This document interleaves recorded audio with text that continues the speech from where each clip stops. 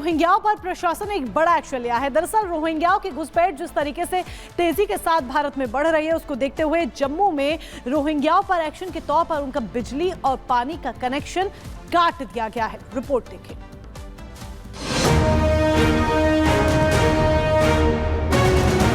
जम्मू कश्मीर प्रशासन की तरफ से बड़ी कार्रवाई। 409 रोहिंग्या परिवारों की बिजली और पानी काटने का आदेश जारी किया गया है। हम इस वक्त इसी नरवाल बाला कॉलोनी में मौजूद हैं। ये सबसे बड़े जो है रोहिंग्या परिवारों का एक ग्रुप रहता है। यहाँ पर बिजली और पानी काटने के आदेश जो हैं वो सरकार की तरफ से दिए गए हैं।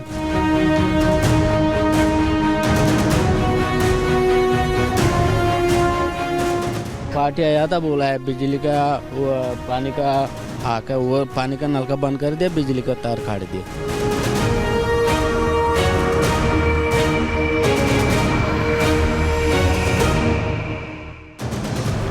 भारत में अवैध रूप से रह रहे रोहिंग्या घुसपैठियों की बढ़ती संख्या ने सुरक्षा और सामाजिक ताने बाने के लिए गंभीर खतरा उत्पन्न कर दिया है।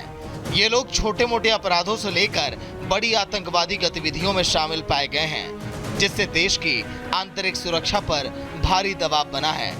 अवैध घुसपैठ के जरिए भारत में प्रवेश करने वाले घुसपैठिए न सिर्फ अपराध बढ़ा रहे हैं, बल्कि राष्ट्रीय सुरक्षा के लिए भी चुनौती बनते जा रहे हैं। लेकिन अब इन पर एक्शन की तैयारी है। जम्मू में तो प्रशासन इनके खिलाफ मोर्चा खोल दिया है। रोहिंग्या घुसपैठियों पर चोट, बिजली कनेक्शन कट, पानी सप्लाई भी बंद। जम्मू प्रशासन की सख्ती, देश में रोहिंग्या नहीं बर्दाश्त। जम्मू में भारी तादाद में रोहिंग्याओं ने शरण ले रखी है। अब इन पर प्रशासन का डंडा चल रहा है। जम्मू प्रशासन ने कार्रवाई करते हुए रोहिंग्या बस्ती के बिजली और पानी का कनेक्शन काट दिया है। मुझे ये बताइए, बिजली पानी काट दिया गया आपका? जी सर, काट दिया। क्या बताया गया? बताया नहीं, अचानक तो कोई पार्टी आया था, बोला है बिजली का वो पानी का आकर वो पानी का नलका बंद कर दिया, बिजली का तार काट दिया। तो अब फिर अब आप लोग गुजारा कैसे कर? हमने तो अभी डब्बा भर के सर, कहीं दूर से कहीं गाड़ियाँ। बिजली नहीं है पूरे कैंप? बिजली भी नहीं सर, बिजली नहीं है। ये सारे कितने लोग होंगे कुल? यहाँ 60-70 पे मिली था सर।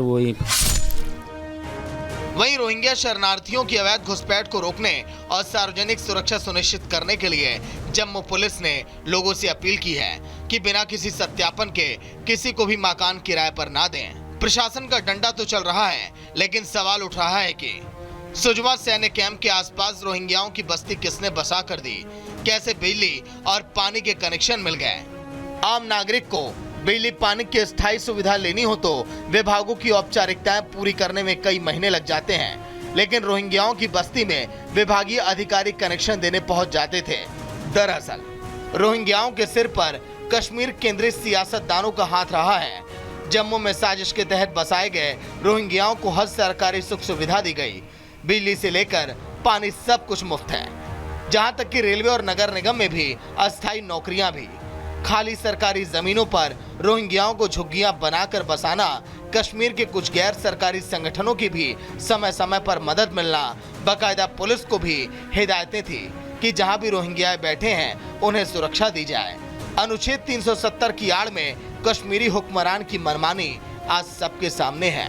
पश्चिम बंगाल और जम्मू कश्मीर की राज्य सरकारों ने और सत्ता की लालच में करीब दशक भर पहले से रोहिंग्याओं को शरण देना शुरू किया, जो अब तक लगातार जारी है। अब उनकी यही नीति देश के लिए नासूर बन रही है और रोहिंग्या देश की सुरक्षा के लिए अब खतरा बन गए हैं। Bureau report, Republic Bharat. तो रोहिंग्या घुसपैठियों पर अब चोट की जा रही है प्रशासन के द्वारा और बड़ा एक्शन लिया गया। ऐसे में यह भी जान लीजिए कि रोहिंग्या बसें कहां पर है। देखिए, असम, पश्चिम बंगाल, बिहार, उत्तर प्रदेश, इसके अलावा दिल्ली, हिमाचल, उत्तराखंड, पूर्वोत्तर के जो राज्य है वहां पर भी रोहिंग्याओं की बसावट देखी गई है। ये वो राज्य है जहां पर रोहिंग्याओं की बसावट देखी जाती है। अब ये भी जान लीजिए कि रोहिंग्या किस तरीके से जो अपराध बढ़ते जा रहे हैं उनमें उनकी जो भागीदारी है वो देखी जाती है, चाहे वो मानव तस्करी की बात कर लीजिए, ह्यूमन ट्रैफिकिंग की बात कर लीजिए, या नशीली दवाओं के कारोबार की बात कर लीजिए, या फिर आप बात कर लीजिए आतंकी गतिविधियों की, इसमें भी रोहिंग्याओं की घुसपैठ शामिल रहती है। जिहाद और सांप्रदायिक तनाव का जिक्र कर लीजिए, इनके पीछे भी अक्सर रोहिंग्याओं का नाम निकलकर सामने आता है और यही एक बड़ी वजह है कि वो रोहिंग्या जो अक्सर इस तरह की घुसपैठ में या फिर इन तरह के अपराधों में शामिल रहते हैं, उन पर अब प्रशासन एक्शन लेता नजर आ रहा है। और जिन खबरों में आगे बढ़ते हैं, बात करेंगे उत्तर प्रदेश की। मैं तेरी दुश्मन, दुश्मन तू मेरा। आपने ये गाना मूवीज में सुना होगा, रील पर भी सुना होगा, लेकिन रियल लाइफ में भी ये गाना अब हकीकत साबित हो रहा है। उत्तर प्रदेश के महोबा से खबर सामने आई, जहां पर 5 साल में अब तक 11 बार एक काला सांप महिला को काट चुका है। अब भगवान की कृपा है कि वो बार बार बच जाती है, लेकिन हैरान कर देने वाला ये मामला है। इस पर आप इस रिपोर्ट को देखिए।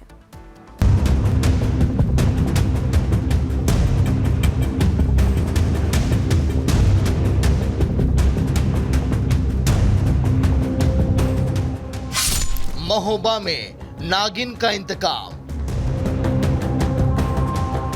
ना तंत्र और ना ही मंत्र आ रहा काम। 11वीं बार सांप ने युवती को डसा।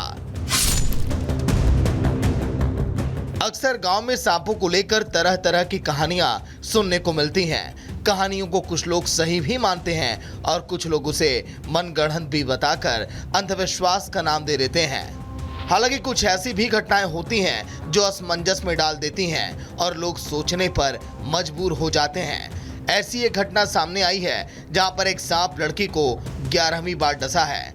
महोबा जिले के पंचमपुरा गांव में 19 वर्षीय रोशनी अहिरवार की कहानी किसी फिल्मी पटकथा से कम नहीं है।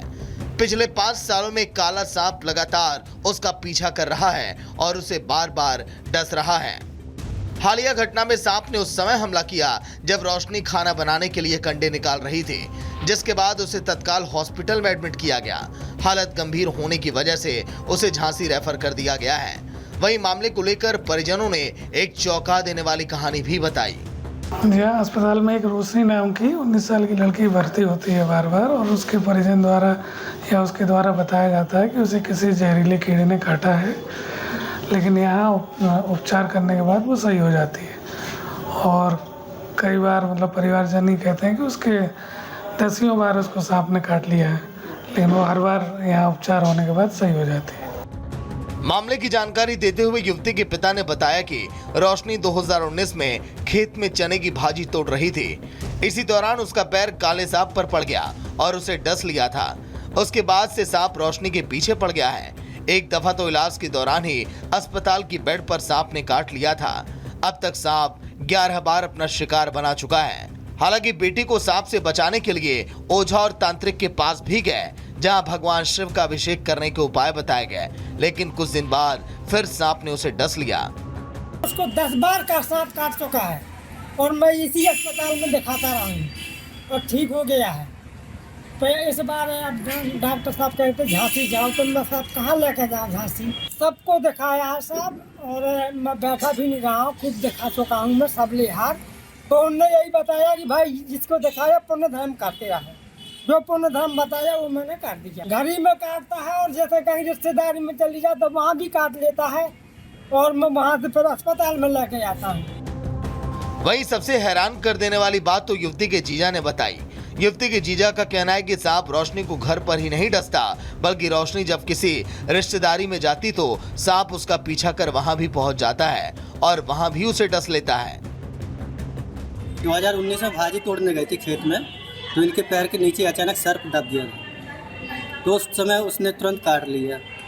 काटने के बाद जब से इनको कई बार ये हादसे हो चुके हैं, तो हर जगह काटता है। जैसे रिश्तेदारी में कहीं पे भी चले जाए, कुछ 1-2 बार मेरे यहाँ भी आई हैं, तब भी इनको काटा हुआ है। वहीं इस घटना के बाद कुछ लोगों का मानना है कि किसी ने सांप को लड़की के पास भेजा है। सांप घर के अलावा रिश्तेदारी में भी उसे खोई लेता है। इस रहस्यमयी घटना से परिवार अब दहशत में है। वैसे वाकई में ये घटना अपने आप में बेहद रहस्यमयी और चिंताजनक भी है। Bureau report, Republic Bharat.